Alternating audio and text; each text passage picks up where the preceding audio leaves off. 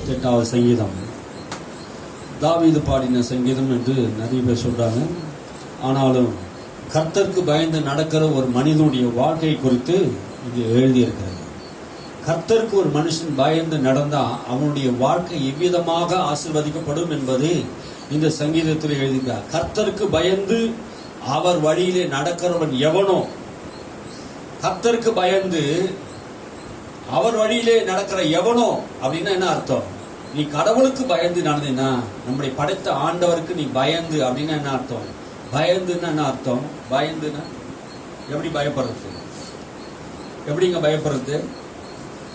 அவர் சொல்ற வார்த்தைக்கு கீழ்ப்படிந்து நடப்பது தான் பயம். பயம் என்பது ஏதோ ஒரு ரவுடிக்கு ஒரு பிள்ளைங்களுக்கு பயப்படுற, ஊர்ல இருக்கவங்க பயப்படுறாங்க, அந்த பயம் கிடையாது. கடவுளுக்கு பயப்படுகிற பயம் தீமையை விட்டு விலகி இருக்கிறது. நாம் கடவுளுக்கு பயப்படுறோம் என்று சொன்னா நம்ம என்ன பண்ணுவோம்? எந்த தீமைக்கு நாம் ஈடுபடாமல், எந்த தீய மனிதர்களோடு தோல் போட்டு அவளோடு கூட பிரயாணம் செய்யாமல், தீய மனிதர்களோடு கொண்டு நின்று அந்த காரியங்களோடு கூட நாம் என்ன பண்ணக்கூடாது, செய்யக்கூடாது. கர்த்தருக்கு விரோதமான காரியங்களை செய்கிற காரியம் தான் தீமை. அப்ப அந்த தீமையான காரியத்தை நாம் ஈடுபடக்கூடாது. கர்த்தருக்கு பயந்து ஒரு மனிதன் கர்த்தருக்கு பயந்து நடப்பானா அவன் வாழ்க்கையிலே நன்மையானது, செம்மையானது, நேர்மையானது, உண்மையான காரியங்கள் எல்லாம் செய்ய முடியும். நீ கர்த்தருக்கு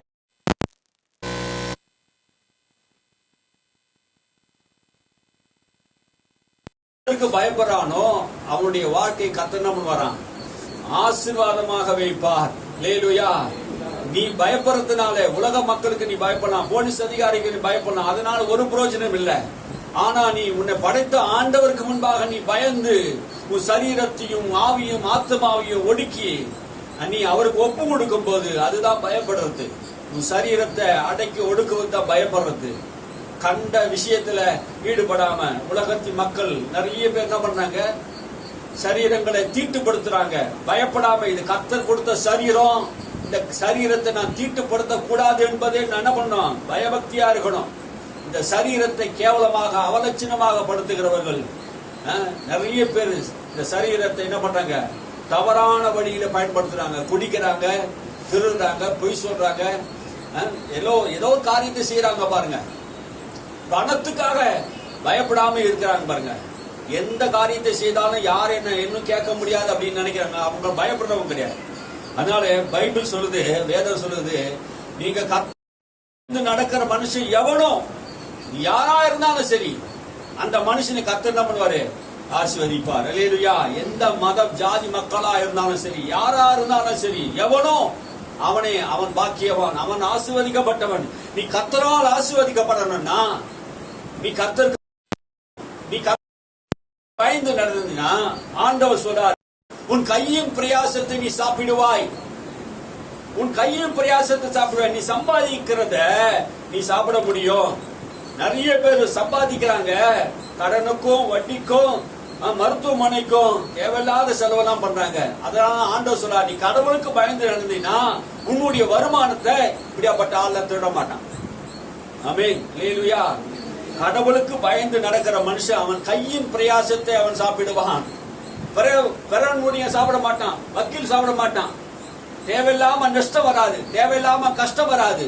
உன் கையின் பிரயாசத்தை நீ சம்பாதிக்கிற காசை என்ன பண்ணலாம்? முழுமையா அனுபவிக்கலாம். உனக்கு பாக்கியமும் நன்மையும் உண்டாயிருக்கும். பாக்கியம் எத்தனை பேருக்கு பாக்கியம்? கடவுளுடைய பிள்ளைகள் பாக்கியம், பாக்கியம் பெற்றவர்கள், ஆசீர்வதிக்கப்பட்டவர்கள். அப்போ பாக்கியமும் நன்மையும் உண்டாயிருக்கும். யாருக்கு? கர்த்தருக்கு பயந்து. ஒரே ஒரு கட்டளை,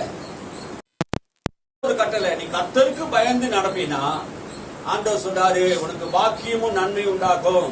ஆமென். அல்லேலூயா.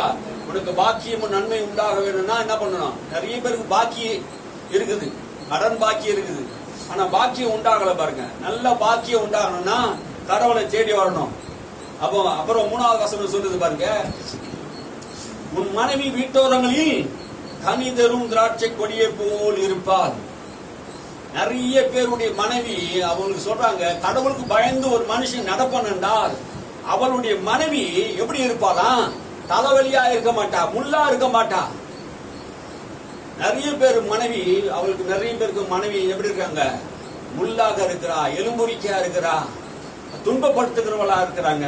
ஆனா நீ கடவுளுக்கு பயந்தினா நல்ல மனைவியை ஆண்டவர் தருவார்.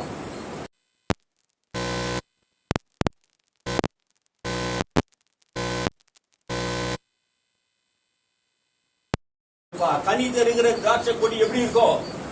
அதை பார்க்கும் போது சந்தோஷம் இருக்கும், மன மகிழ்ச்சி இருக்கும்.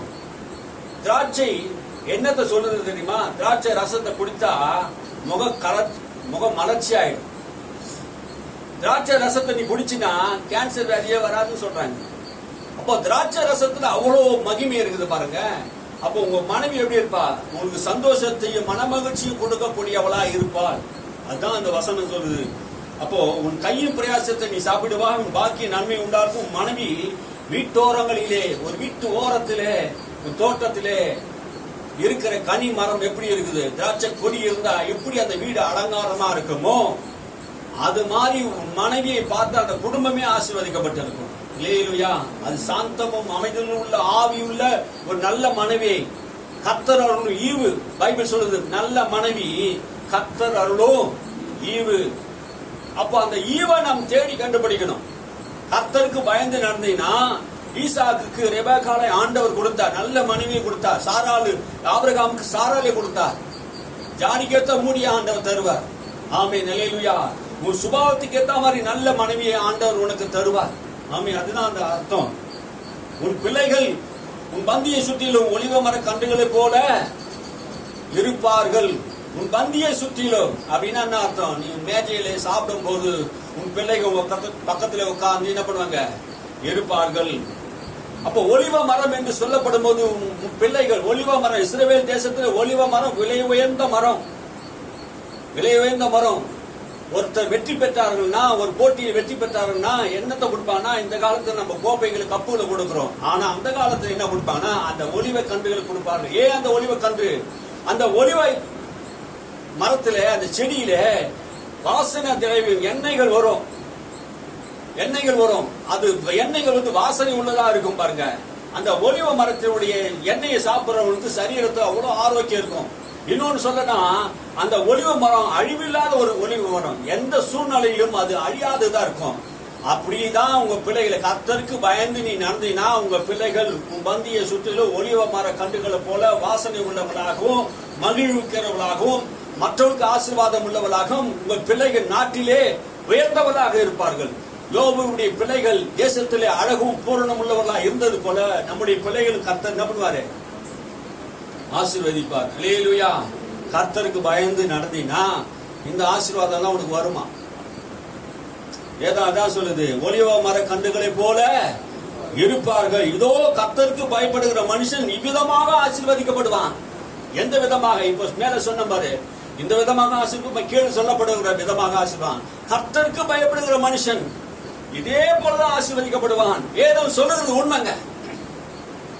அல்லேலூயா. அப்ப இவ்விதமாக நீ ஆசீர்வதிக்கப்படணும்னா கர்த்தருக்கு பயப்படுகிற பயம் தீமை விட்டு விலகுவது, கர்த்தருக்கு பயப்படுகிற பயம் ஆலயத்துக்கு வந்து ஆண்டவரை தொழுது கொள்வது, ஆண்டவரை தேடுவது, உன்னை படைத்த தெய்வனை தேடுவது, உனக்காக சிலுவையில மரித்தாரே, ரத்தம் சிந்தினாரே, உன் பாவங்களை, நம்முடைய பாவங்களை, உலகத்தினுடைய எல்லா பாவத்தையும் சிலுவையில சுமந்து தீர்த்தாரே, அவரை தேடுவது, அதுதான் பயப்படுகிற பயம். அல்லேலூயா. இன்னைக்கு நிறைய மக்கள் கடவுளை தேடாம இன்னைக்கு உலக பிரகாரம் டிவிக்கு முன்னாடிய சுற்றுலாவுக்கு முன்னாடி போய் உட்கார்றாங்க. ஆலயத்துக்கு கனம் கொடுக்காம, தேவனுக்கு மரியாதை கொடுக்காம இன்னைக்கு வேற எங்கெங்கயோ போய் கொண்டு இருக்காங்களே, அவங்க பயப்படுறவங்க கிடையாது. துன்மார்க்கன் தேவன் இல்லை என்று சொல்லுகிறான், மதிகேடன் தேவன் இல்லை என்று சொல்லுகிறான். தன் இருதயத்திலும் மனதிலும் அவன் தேவன் இல்லை என்று நினைக்கிறான். நாம் கடவுள் உண்டு என்பதுதான் ஆலயத்துக்கு வந்திருக்கிறோம். அல்லேலூயா. கடவுளுடைய பிள்ளைகள் இவ்விதமாக ஆசீர்வதிக்கப்படுவார்கள். கர்த்தர் உன்னை என்ன பண்ணுவாரா? சீயோனில் இருந்து ஆசீர்வதிப்பார். ஜீவன் உள்ள நாளெல்லாம் எருசலேமின் வாழ்வை காண்பாய். அல்லேலூயா. உன்னுடைய வாழ்க்கையை ஆண்டவர் சொல்லுகிறார், சீயோன் உயர்ந்த இடத்திலிருந்து அவர் உன்னை ஆசீர்வதிக்கிறவர். நம்முடைய தேவன் பரலோகத்தில் இருக்கிறார். அங்கே இருந்து பூமியில் இருக்க எல்லா மனுஷனையும் என்ன பண்றாரு? பயப்படுகிற மனுஷன், தம்மை பற்றி உத்தம இருதயத்தோடு இருக்கிறவர்களுக்கு தம்முடைய வல்லமையும் தம்முடைய ஆசீர்வாதத்தையும் தம்முடைய மகிமையும் காண்பிக்கிற தேவனா இருக்கிறார். அல்லேலூயா. கர்த்தர் உன்னை சீயோனில் இருந்து ஆசீர்வதிப்பார். சீயோன் என்றால் தேவனுடைய நகரம். கர்த்தர் தேவனுடைய நகரத்திலிருந்து உன்னை ஆசீர்வதிப்பார். தேவனுடைய நகரம் இப்போது நம்முடைய தேவனுடைய ஆலயமா இருக்கிறது. தேவனுடைய ஆலயத்திலிருந்து வார்த்தை மூலமாக இப்போது நீ கேட்டுக்கொண்டிருக்கும் போதே இந்த வார்த்தை மூலமாக உன்னை ஆசீர்வதிக்கிறார். அல்லேலூயா. எத்தனை பேர் நம்புறீங்க? இங்கதான் இருக்கிறீங்களா? ஆமென். அல்லேலூயா. கர்த்தர் உங்களை ஆசீர்வதிப்பாராக. சீயோனிலிருந்து உங்களுக்கு ஆசீர்வாதம் வரும். கர்த்தரிடத்திலிருந்து உங்களுக்கு ஆசீர்வாதம் வரும். கர்த்தரை நம்பி வந்திருக்கிற உனக்கு மகனே மகளே, ஆண்டவர் உனக்கு சொல்லுகிற வார்த்தை, சீயோனின் தேவன் உன்னை ஆசீர்வதிப்பார். எது வரைக்கும்? ஜீவன் உள்ள நாளெல்லாம் எருசலேமின் வாழ்வை காண்பாய். எருசலேம் பாதுகாக்கப்பட்ட நகரம். எருசலேம் தேவனால் பாதுகாக்கப்பட்ட நகரம். அந்த எருசலேமை போல அந்த எருசலேம் இன்ன வரைக்கும் செழிப்பா இருக்கிறது காரணம் அந்த நகரத்து மேல் கர்த்தர் கண்ணோக்கமா இருக்கிறார். அந்த நகரத்துக்காக தானியேல் ஜெபம் பண்ணி இருக்கிறார். அந்த நகரத்துக்காக சாலமோன் ஜெபம் பண்ணி இருக்கிறார். அந்த நகரத்துக்காக பரிசுத்தவான்கள் தாவீது ஜெபம் பண்ணி இருக்கிறார். அல்லேலூயா. அந்த தேசத்துக்காக நாம் ஜெபம் பண்ணணும். ஆமென். எருசலேம் நகரத்துக்காக சோதரிக்கணும். அது மாத்திரம் எருசலேமின் வாழ்வை காண்பாய். எருசலேமுடைய வாழ்வு, ஆமென், அங்கே மகிழ்ச்சி, சந்தோஷம், சமாதானம் அங்கே ஆண்டவர் நமக்கு தருகிறார். எருசலேமின் வாழ்வு கர்த்தர் நமக்கு தருகிறவரா இருக்கிறார். நீ உன் பிள்ளைகளின் பிள்ளையும் இஸ்ரவேலுக்கு உண்டான சமாதானத்தையும் காண்பாய். கர்த்தருக்கு பயந்து நடந்தினா உன் பிள்ளைகளின் பிள்ளைகள் வாழ்வை காண்பாய். அப்படின்னா என்ன அர்த்தம்? நமக்கு தெரியும் நல்லா. உன் பிள்ளைகளின் பிள்ளைகள் வாழ்வை காண்பாய். உனக்கு பிள்ளை பிறக்கும், அவங்களுக்கு பிள்ளை பிறக்கும், அவங்களுக்கு பிள்ளை பிறக்கும். அப்படின்னா 3 தலைமுறையை நீ பார்க்க முடியும். அப்படின்னா என்ன அர்த்தம்? நீடித்த நாட்களை கர்த்தருக்கு பயப்படுகிற